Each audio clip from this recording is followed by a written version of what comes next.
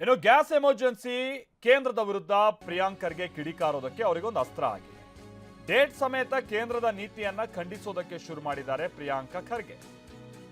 ಅಂದ್ರೆ ಯಾವ್ಯಾವ ದಿನ ಏನೇನಾಯ್ತು ಅಂತ ಉಲ್ಲೇಖಿಸಿ ಅವರು ಪೋಸ್ಟ್ ಮಾಡ್ತಾ ಇದ್ದಾರೆ. ಫೆಬ್ರವರಿ 9 ಅವ್ರ ಪೋಸ್ಟ್ ಪ್ರಕಾರ ನಿಮ್ಗೆ ಹೇಳ್ತಾ ಹೋಗ್ತೀನಿ ಕೇಳಿ. ಫೆಬ್ರವರಿ 9ನೇ ತಾರೀಕಿನಂದು ಪೆಟ್ರೋಲಿಯಂ ಸಚಿವರು ಏನ್ ಹೇಳ್ತಾರೆ, 74 ದಿನ ನಮ್ಮಲ್ಲಿ ಏನ್ ಸಮಸ್ಯೆ ಇಲ್ಲ ಅಂತ ಭರವಸೆಯನ್ನ ಕೊಡ್ತಾರೆ. ಯಾರು? ಹರ್ದೀಪ್ ಸಿಂಗ್ ಪುರಿ ಅವರು.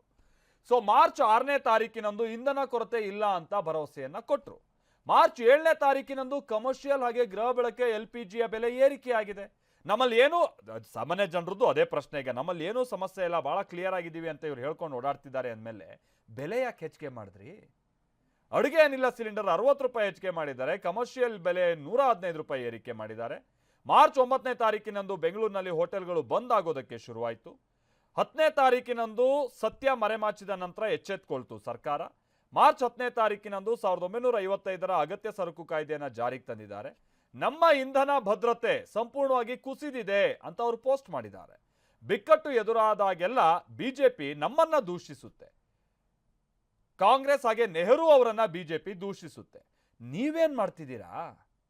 ಆಯ್ತಲ್ಲ, ಈಗ 12-13 ವರ್ಷ ಏನಂಗಂದ್ರೆ ನೀವು ಭದ್ರತೆ ತಂದಿದ್ದೀರಾ, ಇಂಧನ ಭದ್ರತೆ. ಹಿಂದೆ ತಪ್ಪು ಅಂತಿರಲ್ಲ, ಅದನ್ನೇನು ಸರಿ ಮಾಡೀರಾ?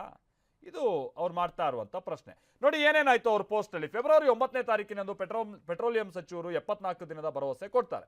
ನಮ್ಮಲ್ಲಿ ಏನೂ ಸಮಸ್ಯೆ ಇಲ್ಲ, 74 ದಿನಕ್ಕೆ ಸಂಬಂಧಪಟ್ಟಂಗೆ ನಮ್ಮಲ್ಲಿ ಇಂಧನವನ್ನ ನಮ್ಮಲ್ಲಿ ಸ್ಟೋರ್ ಇದೆ ಅನ್ನುವಂಥ ರೀತಿಯಾಗಿ. ಮಾರ್ಚ್ 6ನೇ ತಾರೀಕಿನಂದು ಇಂಧನ ಕೊರತೆ ಇಲ್ಲ ಅಂತ ಮತ್ತೆ ಭರವಸೆ ಕೊಟ್ಟರು. ಮಾರ್ಚ್ 7ನೇ ತಾರೀಕಿನಂದು ಕಮರ್ಷಿಯಲ್ ಹಾಗೆ ಗೃಹ ಬಳಕೆ LPGಯ ಬೆಲೆ ಏರಿಕೆ ಆಗಿದೆ. ಸೊ ಅಡುಗೆ ಅನಿಲ ಸಿಲಿಂಡರ್ 60 ರೂಪಾಯಿ ಹೆಚ್ಚಿಗೆ ಆಗಿದೆ, ಕಮರ್ಷಿಯಲ್ ಸಿಲಿಂಡರ್ 115 ರೂಪಾಯಿ ಏರಿಕೆ ಆಗಿದೆ. ಮಾರ್ಚ್ 9ನೇ ತಾರೀಕಿನಂದು ಬೆಂಗಳೂರಿನಲ್ಲಿ ಹೋಟೆಲ್ಗಳು ಬಂದ್ ಆಗೋದಕ್ಕೆ ಶುರುವಾಯಿತು. ಮಾರ್ಚ್ 10ನೇ ತಾರೀಕಿನಂದು ಸತ್ಯ ಮರೆಮಾಚಿದ ನಂತರ ಎಚ್ಚೆತ್ತುಕೊಳ್ತು ಸರ್ಕಾರ. ಈಗ 1955ರ ಅಗತ್ಯ ಸರಕುಗಳ ಕಾಯ್ದೆಯನ್ನ ಜಾರಿಗೆ ತರಲಾಗಿದೆ. ಯಾಕೆ ಈ ರೀತಿಯಾದಂಥ ದ್ವಂದ್ವ ನಿಲುವುಗಳು? ಇಂಧನ ಭದ್ರತೆ ಸಂಪೂರ್ಣವಾಗಿ ಕುಸಿದಿದೆ. ಇದನ್ನೆಲ್ಲ ನೀವು ಬೇರೆ ಬೇರೆ ಘೋಷಣೆ ಮಾಡ್ಕೊಂಡು ಏನೇನೋ ವಿಚಾರ ಮಾತನಾಡಿದ್ರೆ ಇದನ್ನ ಮರೆಮಾಚಕ್ಕೆ ಸಾಧ್ಯ ಇಲ್ಲ. ಅಗೇನ್ ಬಿಕ್ಕಟ್ಟು ಎದುರಾದಂಥ ಸಂದರ್ಭದಲ್ಲೆಲ್ಲ ಕಾಂಗ್ರೆಸ್ ಇತಿಹಾಸ ಕೆತ್ಕುತ್ತೆ, ಕಾಂಗ್ರೆಸ್ನ ಇತಿಹಾಸ ಕೆತ್ಕುತ್ತೆ, ಕಾಂಗ್ರೆಸ್ ನೆಹರು ಅವರನ್ನ ದೂಷಿಸುತ್ತೆ. ಇನ್ನೊಂದು ವಿಚಾರ ಅಂತಂದ್ರೆ ಈ ಎಲ್ಲ ಗ್ಯಾಪಲ್ಲಿ ಇವರು ಬಾಂಗ್ಲಾದೇಶಕ್ಕೆ ಬೇರೆ ಈಗ ಸುಮಾರು 5,000 ಟನ್ನಷ್ಟು ಏನೋ ಅವರು ಏನು ಪೆಟ್ರೋಲಿಯಂ ಅಥವಾ ಡೀಸೆಲ್ ಅನ್ನ ಕಳಿಸ್ಕೊಡ್ತಾ ಇದ್ದಾರೆ. ಅದು ಕೂಡ ಈಗ ಬಹಳ ಚರ್ಚೆ ಆಗ್ತಾ ಇದೆ. ನಮ್ಮಲ್ಲೇ ಬಿಕ್ಕಟ್ಟು ಉಂಟಾಗ್ತಾ ಇರುವಂಥ ಸಂದರ್ಭದಲ್ಲಿ ಹಳೆ ಒಪ್ಪಂದ ಇರ್ಬೋದು, ಹೌದು, ಬಟ್ ನಮಗೆ ಸಮಸ್ಯೆ ಆಗಲ್ವಾ ಅನ್ನುವಂಥದ್ದು ಕೂಡ ಕೆಲವು ಪ್ರಶ್ನೆ ಮಾಡ್ತಾ ಇದ್ದಾರೆ.